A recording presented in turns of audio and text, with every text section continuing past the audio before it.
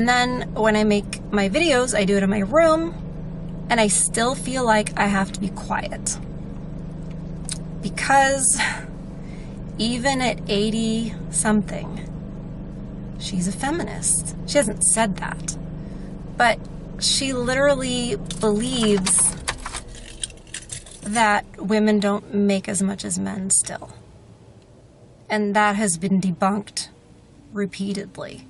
It's based on the choices women make to leave the workforce, them not staying late, them not choosing jobs and careers that make the most amount of money, etc. You guys, most of you who are watching this, know that the pay gap is ridiculous, but my point is that when I heard her, sort of say that or reiterate something that was on the news about that, I was like, oh, good God. I thought maybe being that age, she wouldn't be a feminist. Maybe she would still be traditional just because, being born in the 30s. But no such luck. Anyway, so that's why I'm in my car speaking freely. I don't feel like I have to be quiet. It comes with it. Now, if you want to be demure and you want to be actually submissive and you want to be actually supportive and you really want to provide value to the man by having a lot of babies, by schooling them, you don't need private school. If you're homeschooling them, they should be with their mother. They don't need to be taught by strangers in a strange building. Indoctrination, even at private school, if you're actually providing value, if you give your man peace when he comes home, if he can get home and if he needs to be left alone or quiet, but you're nearby, you get to know him and you offer those things, then you might be privileged enough to be taken care of financially. But you have your job in all of that. And it's not nothing, right? It requires sacrifice from you. If he wants to move to this kind of house or do this, you say, yes, sir. And there's going to be a lot of women that are like, oh, I would never do that. Fine. Go be 50-50. Have fun.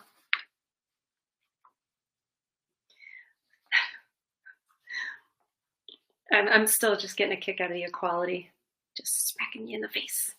I want to start off with responding to a comment. It's a little different than comments I normally get. And it's not to say that I don't appreciate the other types of comments. I really do.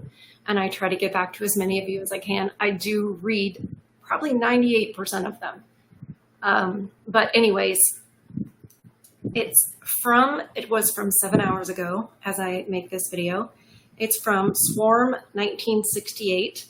He says, hey, E, I thought I'd give you a break for a while to see if you were legitimate. And here you are, still talking the truth and doing your thing. You're as passionate as ever. How awesome you go, girl. Thank you. I laugh at the you go, girl, because I don't know if it was tongue in cheek, but the you go, girl thing is kind of funny to me. It's like a boss babe or any of the other ridiculous compliments, but from this man, I will take it as a compliment. He said, to see your channel has grown as well since the early days. That's fantastic. I really appreciate this comment. I appreciate the comment. I appreciate that he saw me in the beginning, used to be known as Feminism on Trial, started out just talking about the evils of feminism, the lies of feminism, and how it has hurt women, how what I learned about feminism, what I was learning was true. And the third video I made was Happy International Men's Day. By the way, if you didn't know, there actually is an International Men's Day. It is November 19th. So I think the UN doesn't recognize it or something. And it's also National Toilet Day, which, of course, with the way society views men, and by society, I mean the Western world, the way it views men. I mean, I guess, they probably chose Toilet Day for that. Regardless, I will always recognize it. I think it should really be every day that we appreciate what men do. Good to see you. Well, we got to respond to the man or bear giant viral debate that, I guess started on TikTok. I'm not really a big TikTok person, but for this work, I kind of have to be, because that's where the women folk are. And they're choosing, in case you live under a rock like I do, women are being asked, what would you rather encounter if you are in the forest or on a trail, hiking, whatever?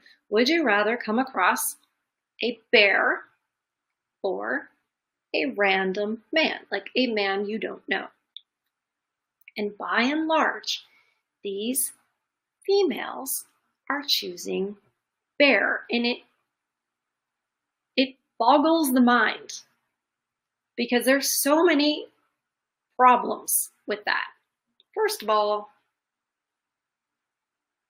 it's very ignorant to say, I'd rather come across a bear. Do you understand what a bear is likely to do to you?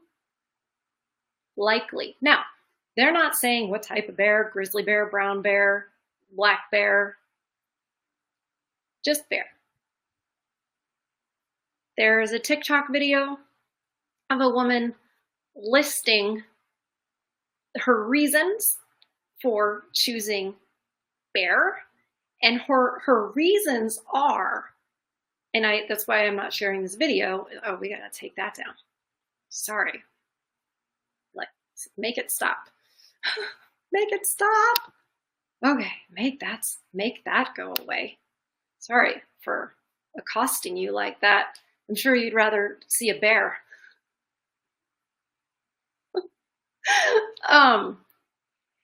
This woman is listing, for example, like Chris Watts and what he did to his family and all these other men who ended their wives.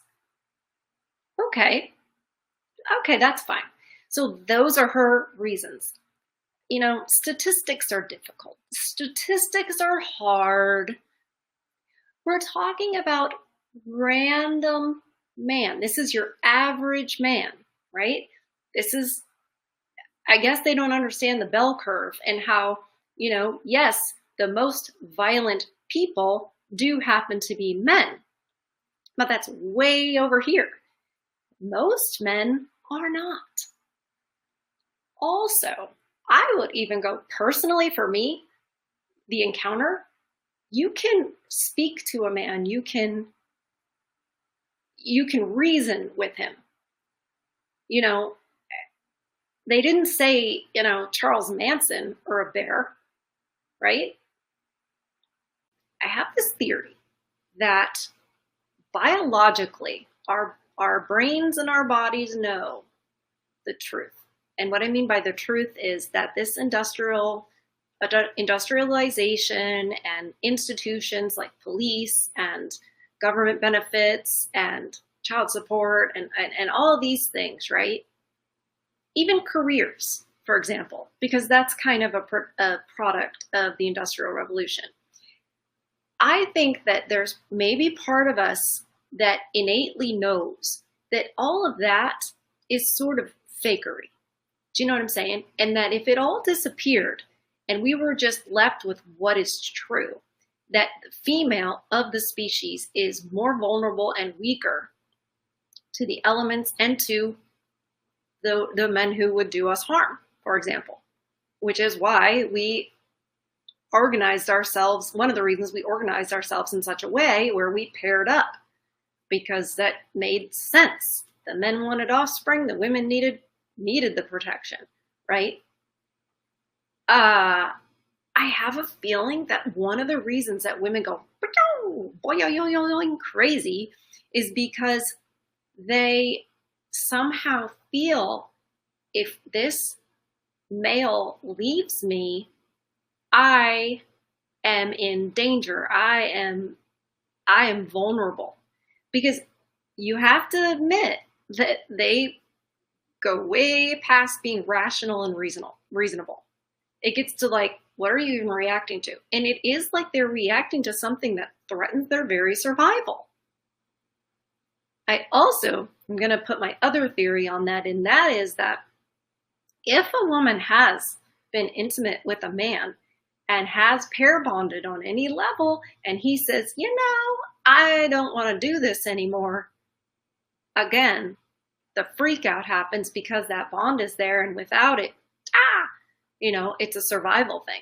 So I could be way off. It could be out there in the, I think about this a lot on my own, and it could be, but I don't think so. I think there might be some truth to that, because how else do you explain the level of freak out we have?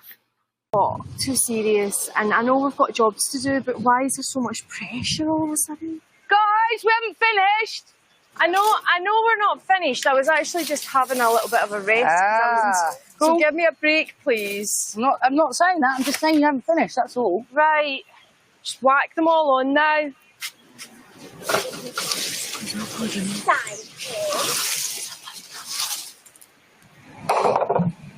I think I might go on strike tomorrow. Let's get this roof on, guys, and then we can have a proper tidy. I'm going to kill myself with these fucking bottles. While the rest of the group toil away on the bed shelter. Why didn't they do this in the first place? Why didn't they build this if they can build this, why didn't they do it in the first place? Did they not anticipate that it was going to rain? Did they not anticipate that it would be wet on the ground? They might not want to sleep on the ground, and it'd be easier for the bugs to get them. What is wrong with these women? Have they never been outside before? Did they not know it rains? They not understand what? And it's all hands on deck. It should have been all hands on deck, from day one. From the moment you got to the island, it should be all hands on deck. And this chick who's like, I just need a break. Well, I guess you'll get a break from the fire, and you'll get a break from the shelter. And if they catch fish, maybe you'll have a break from that. There's no breaks. When you're trying to survive, there's no breaks, lady. It's just not how it is. What is with this soft life expectation? Life's not easy. And when you're on an island where there's no shelter or anything, you have to get your own, you don't have that luxury. They don't get it. Wow. It's very revealing. The smiling is good because it keeps morale up. So I think we're not that laughing happened in at World War people. II. Yes. Yeah. I think I have a secret theory that the reason why British people have such a good sense of humor and sort of can laugh through difficult times is because of what they went through in World War II and sort of waiting to be bombed. What are you going to do? You have to have a bit of a laugh. You have to. And anyway, I think that was passed down to me from my grandparents, etc. So yes, I absolutely have the habit of laughing at probably what people would say an inappropriate time. But yeah, you're going to laugh or you're going to cry. So, yeah. But yes, the fact that, like we saw in the Olympics, women just getting knocked out by a man. Yes, I think that's funny. I do. Because you know what you could have done, lady? You could have stood up for all the rest of the women in the competition and in the world and said, I'm not going to fight you. Yeah. I'm not. Where are the women that said, I'm not going to swim? When that man, whatever his name is, I can't remember, some swimmer in the United States decided he was a girl, basically, I think, because he couldn't compete with the men, but either way. And then it became, well, he's taking opportunities away from women. Why don't you take the opportunity away from him to compete against you by shutting down the competition and not showing up? And you're seeing the policy in America. We're seeing it in UK. Now you guys are all having neurological problems too. Okay. There's a new heading. I started dating men without children. Well, lucky them. The answer for me has been to date men without children. I'm thinking naughty things right now. I will share in a moment. The answer for me has been to date men without children. I found this to be easier, as I only have time to date when my children are with their father. I'm not looking for someone to be a father to my children. I have no desire to mix those two worlds. I think that's fine with the men you're dating. I think that's fine. I have a feeling they're not really looking for more than that with you either. Navigating dating apps as a single mother was tricky at first. If the app didn't require me to mention my children, I didn't. Well, why would you? I mean, maybe you've never heard of a lie by omission. Just because you're like, well, it didn't ask, so I didn't say. Here's the thing that women do. Technically, it wasn't a lie. Well, technically, that's true. That's when moral relativism is sneaking in. When you hear technically, you go, nope, the BS-o-meter is going off. Sorry. Oh my Lord. So she just didn't mention it because why would you? You know, it's like, fine. It's not like, I mean, it's not like these men are people. It's not like they might be looking for something serious. They might have had, you know, their hearts broken before. They might have been through the ringer. I don't know what it is I'm doing. It's true. It's true. Because the one that's deadlier is the sneaky one. It's the one you don't see coming. It's the one that's reactive. It's the one that can't be reasoned with. Right? It's not to say that every single female is exactly that way and every single man is exactly the opposite. We all understand bell curves here, and we understand that the exceptions don't disprove the rule. But I do feel I need to say that because there's going to be some person somewhere that's going to have some exception argument, and I'll be like, no, I discussed that. I said it. Just kind of like get it out of the way, like I forgot the word. Oh gosh, yeah. The other part, just ahead of that, I'm gonna stick on this last stanza. I'm gonna start again with the last stanza. And man knows it. Knows moreover that the woman that God gave him must command but not govern. What does that mean? What does this mean? He knows that his wife, his woman, because back then there weren't 304s. I mean, there was a 304. They weren't running amok, right? Man had a wife. If he had a woman, it was his wife. So he knows, and he puts an exclamation point, and man knows it, knows moreover that the woman that God gave him, so he knows his wife, must command but not govern. Okay, what does that mean? It means this is what's for dinner. This is what's good for you. You need sleep. The baby, that kind of a thing, right? It's okay for the woman to have these sort of commands. From what I have learned, it actually is a good sort of friction between the man and the woman that makes them both better. Men rise when they face struggle and stuff like that, right? And it doesn't mean, look, let me just say, just because she commands, it doesn't mean, oh, she gets everything she wants. That's not what he's saying at all. But she does command, but not govern. What is governing? That's the final decision maker. That says, okay, this is what we're going to do. This is how it's all going to work. This is the structure. This is the framework. She doesn't do that.